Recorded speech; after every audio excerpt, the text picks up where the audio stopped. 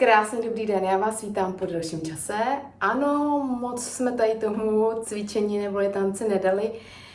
Já jsem nějakým způsobem byla vyřazená ze hry, tělo mě zastavilo v podobě zranění a ještě teďkom cítím fascie na nohou, které žádají trošku více péče. A jedním, kromě protažení a válcování, mi vlastně pomáhá i aktivovat lymfu. A jelikož je jaro a potřebujeme se nějakým způsobem nabudit, nebo já spíš cítím, že naše tělo volá pro takovém tom probuzení, tak si spolu dneska trošku zaskáčeme, dáme to tělo opět do energie a myslím si, že už bych mohla přestat mluvit a mohli bychom se na to společně vrhnout. Určitě tohleto můžete ještě cvičit třeba ráno, abyste nastartovali pěkně své tělíčko po probuzení. Doporučuji napít se vody pro hydrataci. A ještě než začneme, tak se nadechneme. Do bříška nádech a výdech. Nádech a výdech. Nádech a výdech. A nádech a výdech. Nádech a výdech. Tak. A můžeme jít na to. Bude to víceméně všechno ve stoje, takže nepotřebujete podložku. A já teď nevím, jestli jsem úplně vidět a myslím si, že úplně nejsem. Takže si ho trošku posunu. Tak, ukažme. Tak, možná mě nebude vidět hlava, ale důležitý je, že budou vidět ty nohy, protože hlavně ty jsou dneškem něco, co potřebujeme probudit, roztančit. Tak a začneme skoky. Můžete samozřejmě vyšší, ale stačí se pohupovat ze špiček na paty a alespoň 100krát. 1, 2, 3, 4, 5, 6, 10.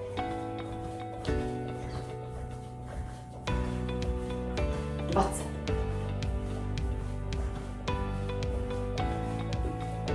30.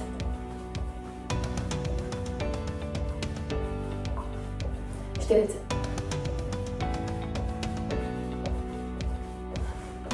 50.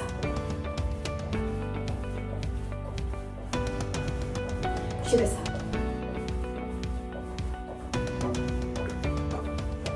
70. 80. 90. 100. A teď jenom vystřídáme pěkně takový boční skok. 10. 20. 30. 40. 50.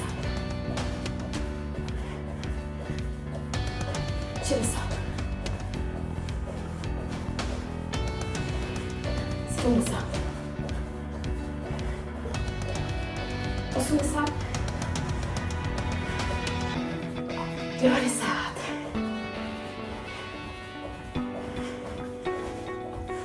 100. Tak, vytřepeme. Tak co, zatím? Dobrý. Tak, pěkně se prodýcháme. Tak. A teď jdeme. Střídáme ruce. 2, 3, 4, to bude 56. 2, 3. 20.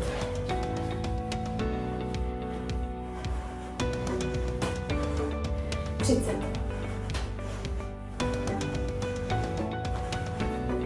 40.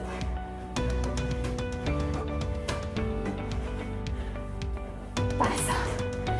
Tak, teď si uděláme 5 kroužky a 1.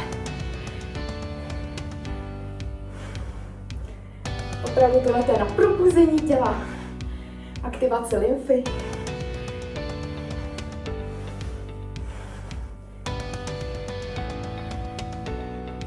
Můžeme změnit směr.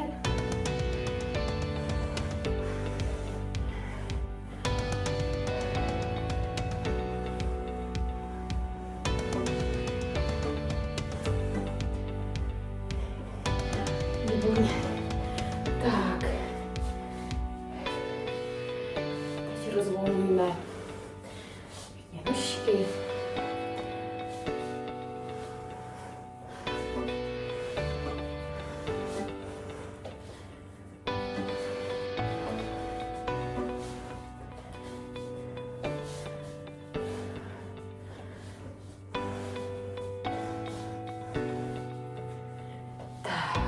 Takový poslední rozcvičkový dnešní cvik, to opravdu stihnete ještě předtím, než půjdete do práce nebo klidně na procházku.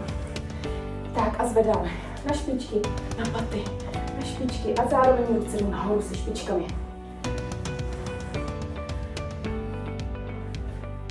Nádech nahoru, výdech dolů.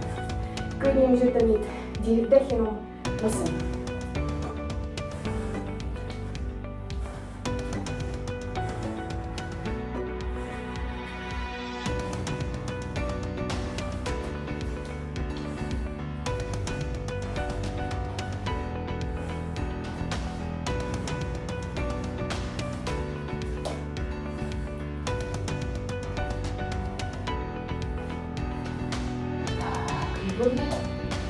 Pokud ještě máte chvilku, tak je důležité rozvolnit pánev, takže klidně během i dne, když cítíte napětí nebo dlouho sedíte, rozhýbat pěkně pánev,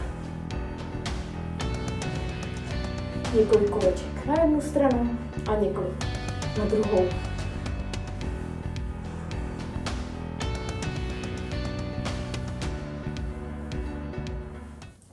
Výborně, tak. Vytřeseme. A teď ještě takový tip pro vás. Jak už jsem se o tom zmiňovala. Pokud máte doma třeba nějaký válec, ten mám s jemňoučkýma takovýma tečkama, takže je opravdu jemný, je krásně dlouhý, takže si na to masíruju i nožky. A lze si právě masírovat.